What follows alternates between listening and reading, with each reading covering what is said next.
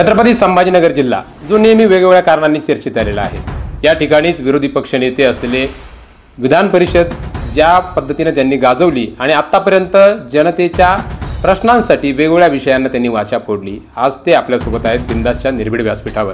मी गोष्ट करतोय छत्रपती संभाजीनगर जिल्ह्यातील एका दबंग नेत्याची, अंबादास दादा दानवे। या दादा नावाने ज्यांनी पूर्ण ग्रामीण भागामध्ये आपली एक वेगळी ओळख निर्माण केलेली आहे। आज आपल्यासोबत बिंदासच्या व्यासपीठावरती आहेत। खूप खूप स्वागत दादा तुमचं। सर्वप्रथम आता महाराष्ट्रामध्ये विधानसभेचा बिगुल वाजतोय। महाराष्ट्राच्या विधानसभेकडे जाण्यापूर्वी एक महत्त्वाचा विषय आहे। ज्या लोकसभेच्या निवडणुका झाल्या त्या लोकसभेच्या निवडणुकांमध्ये चाहत्यांकडून अपेक्षा होती की या वेळेला चंद्रकांत खैरे यांच्याऐवजी दादा त्या ठिकाणी असायला पाहिजे होते, जेणेकरून भुमरे यांच्या समोर एक टफ फाईट देणारा उमेदवार रिंगणामध्ये दिसला असता। नेमकं काय झालं त्यावेळेला, उमेदवारीबद्दल काय झालं तो सस्पेन्स अजूनही लोकांना माहीत नाही आहे। मला असं वाटतं मी शिवसेना प्रमुखांच्या शिवसेनेचा एक शिवसैनिक आहे आणि कोणत्याही संघटनेचं काम करत असताना व्यक्तिगतरित्या इच्छा आकांक्षा याला त्याच्यात कोणतंही स्थान नसतं आणि नसलं पाहिजे। माझी इच्छा काही असो, पक्ष काय निर्णय घेतो किंवा संघटना काय निर्णय घेते हे महत्त्वाचं असतं। आणि ठीक आहे, माझी इच्छा लोकसभा लढण्याची होती, ती काय मी लपवून ठेवली नाही, ती उघड मी सांगितलेलं होतं।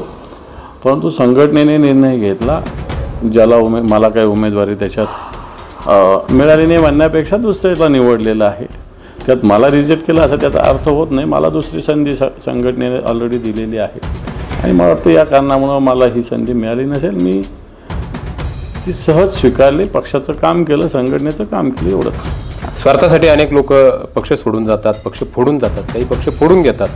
मात्र यावेळेला विधान परिषद विरोधी पक्षनेता हे पद आपल्याकडे होतं। आपण ठरवलं असतं तर आपल्याला कुठल्याही गटाकडून किंवा कुठल्याही पक्षाकडून मोठी ऑफर मिळाली असती, परंतु चर्चा आल्या, परंतु तुम्ही त्या पद्धतीची काही ॲक्शन घेतली नाही। आजही निष्ठावंत शिवसैनिकामध्ये तुमचं नाव येतं। तर आगामी काळामध्ये उद्धवजी ठाकरे साहेब जे आहेत पक्षप्रमुख आहेत, ते न्याय देतील का? न्याय दिलेलाच आहे ना त्यांनी, देतील का असा शब्द अशा शंका मी का व्यक्त करू? कारण ऑलरेडी मी एक सर्वसामान्य शिवसैनिकाचा राज्याचा मी विरोधी पक्षनेता आहे। हा काय न्याय नाही, हा काय अन्याय आहे का? हा न्यायच आहे। त्यामुळं असं त्यांच्याविषयी प्रश्नचिन्ह निर्माण करणं योग्य नाही होणार। त्यांनी ऑलरेडी अशा पद्धतीनं मी संघटनेचा साधा गटप्रमुख, उपजिल्हा प्रमुख, जिल्हा प्रमुख, नगरसेवक, सभागृह नेता, आता विरोधी पक्षनेता, शिवसेनेता, काय माझ्याकडे काय कमी जबाबदारी दिल्या का साहेबांनी? त्यामुळे मला असं न्याय देतील हा मुद्दा चुकीचा आहे, त्यांनी न्याय दिलेलाच आहे। परंतु एक शेवटचा त्या विषयावरचा महत्त्वाचा प्रश्न आहे की जर आपल्याला उमेदवारी मिळाली असती तर शिवसेनेची मताची जी आकडेवारी आहे ती निश्चितच वाढली असती। कारण अंबादास दादा दानवे हे नाव एवढं फेमस आहेत आणि या नावाचे सगळे चाहते आहेत, सर्व पक्षीय चाहते आहेत। त्यामुळं हा आकडा कुठेतरी एक लाखभरानं वाढला असता आणि विजय विक्रम सुद्धा मिळाला असता। तर शिवसेना पक्षप्रमुख असेल त्यांच्या निर्णयामुळे हिरमोड झाला असं या ठिकाणी जनसामान्यांचं मत आहे। असं नाही, पक्षप्रमुखाच्या निर्णयामुळे हिरमोड झाला असं मी म्हणणार नाही, परंतु पक्षप्रमुखांना सगळ्यांना सामावून घ्यावं लागतं। सामावून घेत असताना काही निर्णय मनात नसताना घ्यावे लागतात, हे सगळ्याच पक्षात होत असतं।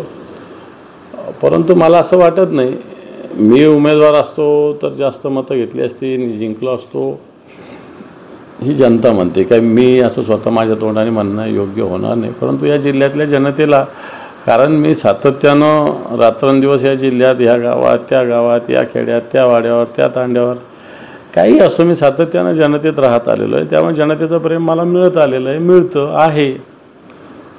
ठीक आहे, जनतेची इच्छा होती, नंतर पूर्ण होईल कधीतरी।